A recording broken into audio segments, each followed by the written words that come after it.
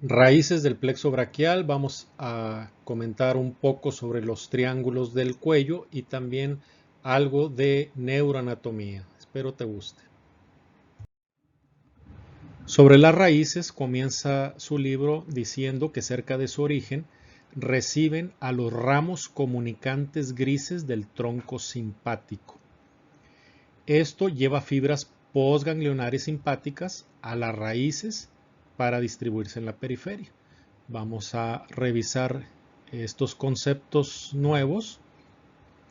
Nuevamente dice que cerca de su origen las raíces reciben a los ramos comunicantes grises del tronco simpático. Bueno, tronco simpático es esta estructura que está aquí, que es parte de ese sistema nervioso simpático o parte de ese sistema nervioso vegetativo autónomo, ¿sí? Entonces, esto es el tronco simpático. Hay fibras que llevan axones de neuronas, fibras nerviosas, y hay ganglios, ¿sí? Ganglios nerviosos, no confundirlo con ganglios linfáticos. Son ganglios nerviosos porque aquí hay neuronas, ¿sí? Hay células, neuronas que participan en el paso o el intercambio de la información nerviosa. Entonces, cerca de su origen, las raíces reciben los ramos comunicantes grises del tronco simpático. Tomemos como ejemplo esta raíz, que en este caso es torácica 1. Cerca de su origen, pues aquí apenas está saliendo del agujero intervertebral y vemos que le está llegando de un ganglio nervioso del tronco simpático, o sea, de un ganglio simpático, le están llegando dos fibras que se comunican con él. Como vemos aquí, dos conexiones, ¿sí? Entonces, continúa su libro, que recibe a los ramos comunicantes grises del tronco simpático. Recibe el ramo comunicante gris y después hay otro ramo comunicante que se llama ramo comunicante blanco.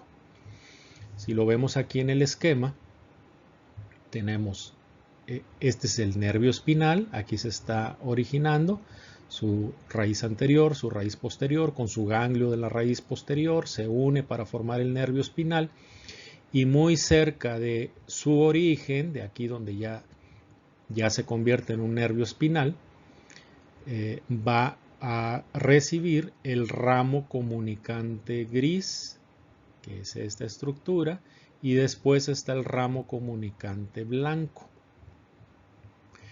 ¿Qué pasa con esto? Menciona el libro. Dice, este ramo comunicante gris lleva fibras postganglionares simpáticas, ¿sí? O sea, a eso se refiere, a fibras que están después del ganglio, ¿sí? Vemos, aquí va esta fibra nerviosa, sale del nervio raquídeo a través del ramo comunicante blanco, entra al ganglio simpático, ahí hace conexión o hace sinapsis con una neurona que está aquí en el ganglio simpático, de la cual va a salir una fibra diferente desde esa neurona, ¿sí? Esa es la fibra postganglionar, porque ya está después del ganglio, ¿sí? Y esta va a utilizar el ramo comunicante gris para regresar al nervio espinal y, como dice el libro, para distribuirse en la periferia, ¿sí? El sistema nervioso autónomo, en este caso que estamos hablando del simpático, pues también aprovecha los nervios espinales para seguir su camino, ¿sí? Este es un esquema más de neuroanatomía, pero ya nos lo está mencionando, lo vemos aquí, el tronco simpático, vemos ganglios simpáticos, vemos las dos conexiones, el ramo comunicante gris y el ramo comunicante blanco. anatómicamente primero va a estar el gris y después el blanco, ¿sí? Funcionalmente o neurológicamente, pues la fibra sale por el blanco, ramo comunicante blanco, al ganglio simpático y regresa por el gris, ¿sí? ¿Por qué blanco? ¿Por qué gris? Bueno, porque esta fibra que está saliendo aquí con el nervio espinal va envuelta en mielina, lleva su capa de mielina.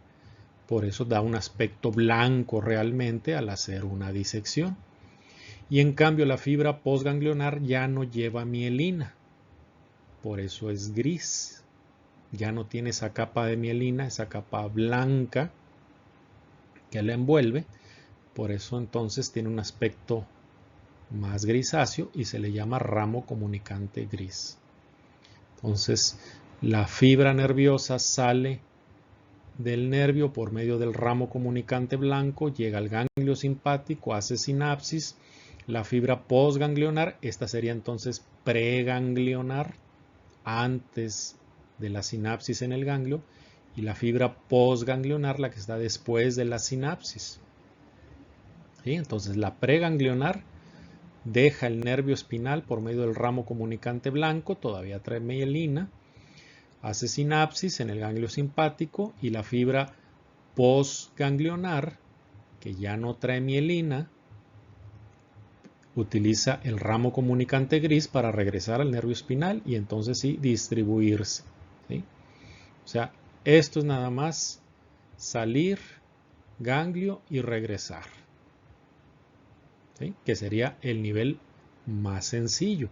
Este tronco simpático lo que en realidad está haciendo es comunicando ese sistema nervioso simpático autónomo en muchos niveles, que serían estas líneas punteadas. Entonces, esta fibra preganglionar, cuando llega al ganglio simpático, puede ser que haga sinapsis y regrese en el mismo nivel, o que se vaya a niveles más abajo, niveles más arriba, ¿sí? O que se vaya hacia otros plexos del sistema simpático, ¿sí? Plexos celíacos, plexos mesentéricos. Entonces esa fibra que sale de este nervio y llega aquí, puede regresar aquí o puede irse más arriba y salir acompañando otro nervio, puede irse más abajo y salir acompañando otro nervio, ¿sí? O puede irse, como vemos aquí estos que van hacia la línea media, hacia otros plexos. Esto también pues es información bastante nueva y algo difícil de aprenderla, de entenderla un poco y de recordarla, tal vez un poco más complicado de recordarla, porque pues hay pocos datos que nos den aquí sentido a todo lo que está pasando. Principalmente no olviden que el ramo comunicante es blanco porque aún tiene vaina de mielina, la fibra que va por ahí, y el ramo comunicante gris es gris porque la fibra que pasa por ahí ya no tiene vaina de mielina. Ahora, para recordar cuál es y cuál no es, la fibra preganglionar es blanca y la postganglionar es gris, ¿sí? La preganglionar es el ramo comunicante blanco y la postganglionar es el ramo comunicante gris. ¿Cómo lo recordamos de una manera más amena? Bueno, vamos a imaginar a estos perritos traviesos, juguetones. Estos perritos van por su camino, ¿sí? Y de repente se salen de su camino y se dirigen a jugar a un lodazal, y este lodazal está representando el ganglio simpático. Obviamente que se ponen a jugar ahí y terminan grises, ¿sí? Entonces, así como están, pues así grises, todos manchados, así regresan por donde venían. O puede ser que alguno de ellos o los dos se vayan hacia aquel camino, se vayan más acá, se vayan hacia el vecino, ¿sí? O sea, aquí pueden tomar varios caminos en el ganglio simpático. Entonces, blanco es pre, ¿sí? Y gris es post. Preganglionar, ganglio y postganglionar. Esas son las fibras. Tal vez así les ayude a recordarlo un poco más sencillo. Es más tema de neuroanatomía, pero ya lo encontramos que nos lo señala aquí en el texto en estas clases.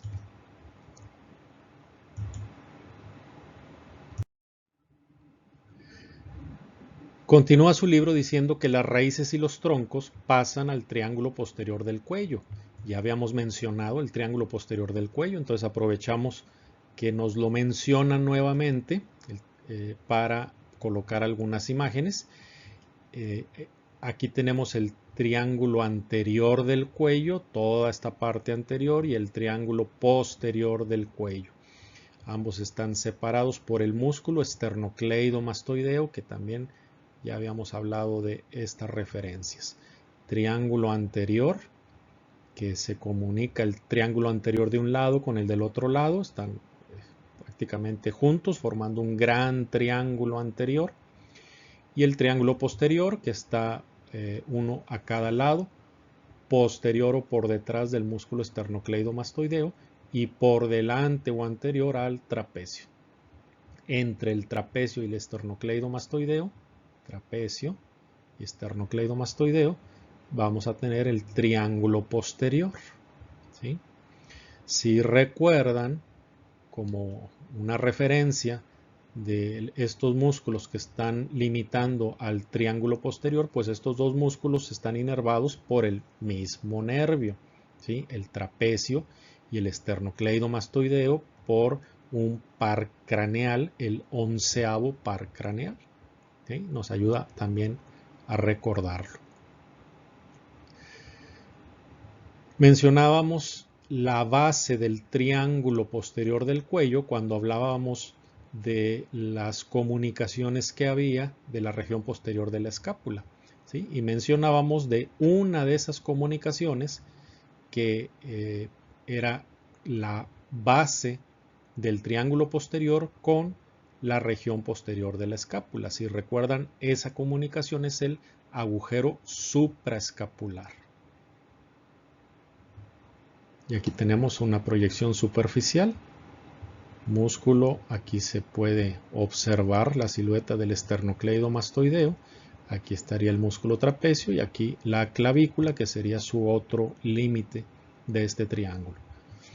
Obviamente esto es para el tema de cabeza y cuello, pero como lo hemos mencionado en un par de ocasiones, pues era importante ya presentar una figura para tener bien la imagen de cuál es el triángulo posterior del cuello, que no necesariamente está en la región posterior, si se fijan, más bien está lateral que posterior, ¿sí? En una vista posterior tal vez veamos muy poco o casi nada prácticamente del triángulo posterior del cuello, ¿sí? Entonces su nombre realmente no corresponde mucho con lo que esperaríamos encontrar, ¿sí? Pero así están nombrados, triángulo anterior y triángulo posterior del cuello. Siguiendo con las raíces, tenemos que las raíces pasan se dirigen después de su origen, toman una dirección lateral, inferior y ligeramente anterior, como la que mencionamos del plexo braquial, y estas raíces pasan entre el escaleno anterior, que está por delante, y el escaleno medio, que está por detrás. Y también otras relaciones que están por detrás y por arriba de la arteria subclavia.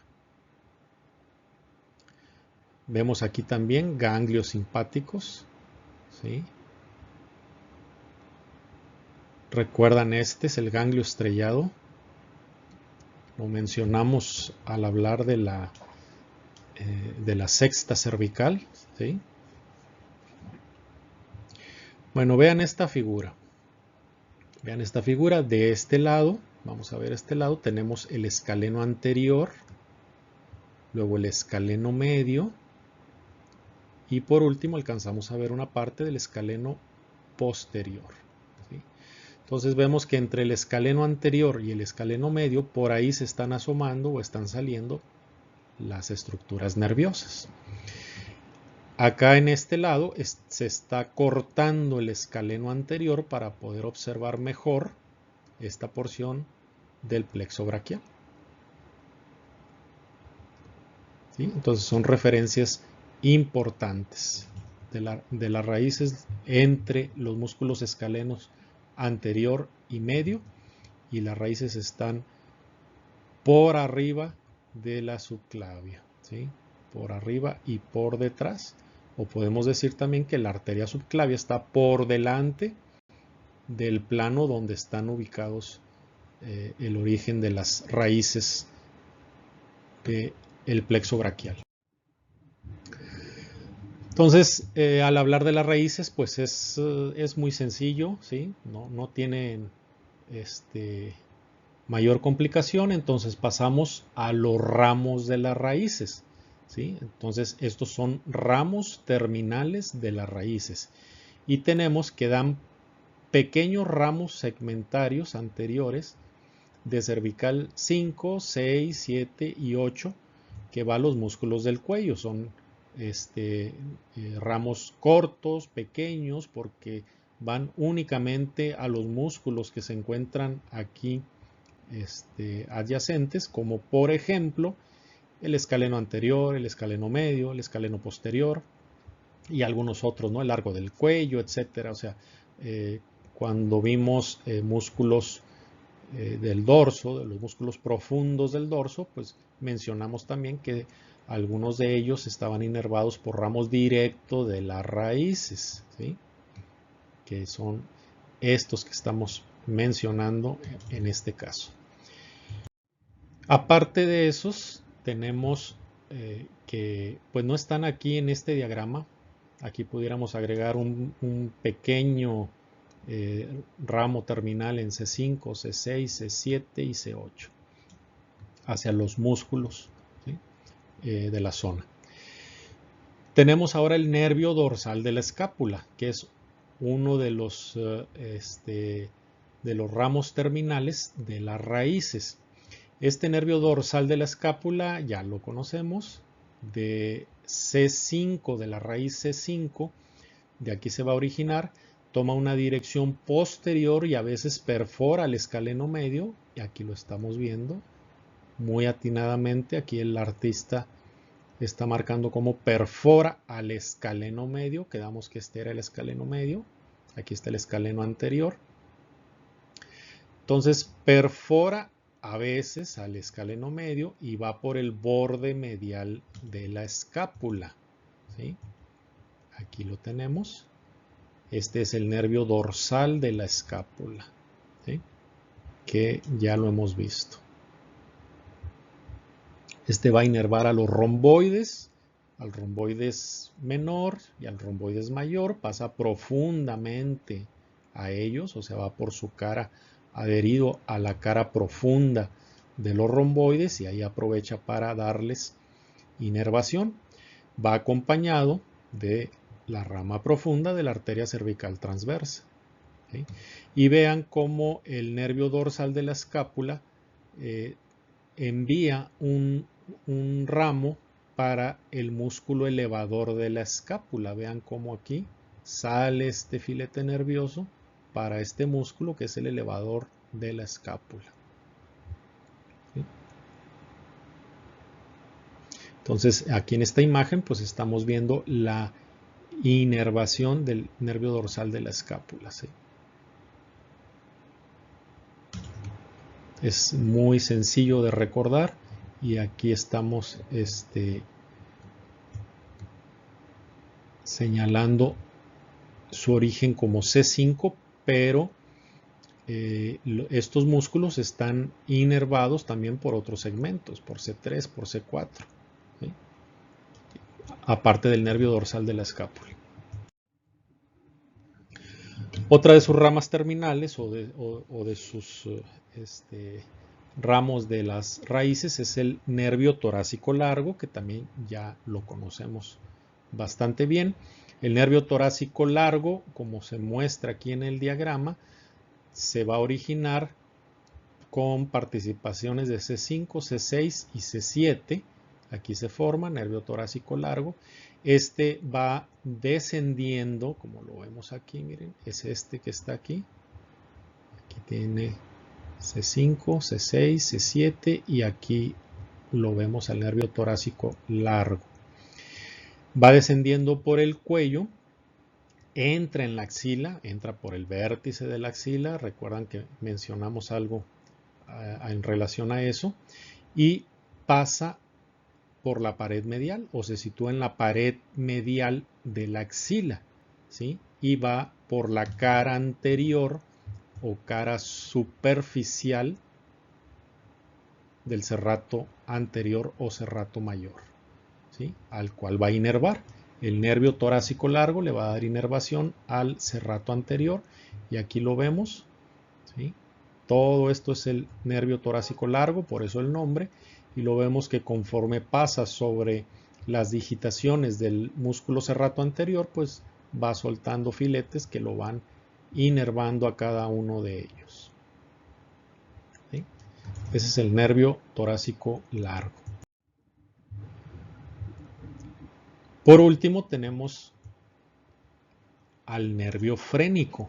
También ya mencionamos algo del nervio frénico. Aquí estamos viendo la participación de la raíz de C5 para el nervio frénico. No todo el nervio frénico es C5. ¿Sí? El nervio frénico, incluso mencionamos la mnemotecnia, es C3, C4, C5. Mantiene vivo al animal, mantiene al animal con vida. Y aquí estamos viendo precisamente el nervio frénico, ¿sí? Cómo se va posicionando. Vean cómo pasa por delante del escaleno anterior, ¿sí? O sea, este no lo pueden confundir, es inconfundible en la disección de cuello, el nervio frénico que va por delante, cuando todo lo que es plexo braquial va entre el escaleno anterior y el escaleno medio. El nervio frénico se va a formar entonces, como mencionamos, por participaciones de C3, C4 y C5. ¿Sí? Entonces esta parte está formada por el plexo braquial, pero la parte superior y realmente la mayor parte del nervio frénico está formado por el plexo cervical. ¿Sí? El nervio frénico, después vamos a verlo, esto vamos a verlo en tórax también y en abdomen. Bueno, es un nervio frénico de cada lado, se entra al tórax, va por el mediastino, a los lados del corazón, ¿sí? Y va a inervar a este músculo que es el diafragma, que es el principal músculo de la respiración.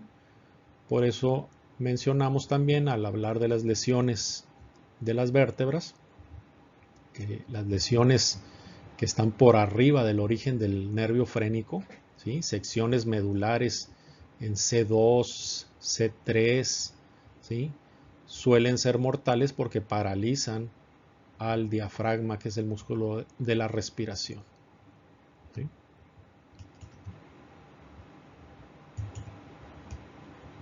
Esta es la mnemotecnia. Obviamente hay que mencionarla en inglés para que rime. C3, 4, 5, stay animal alive.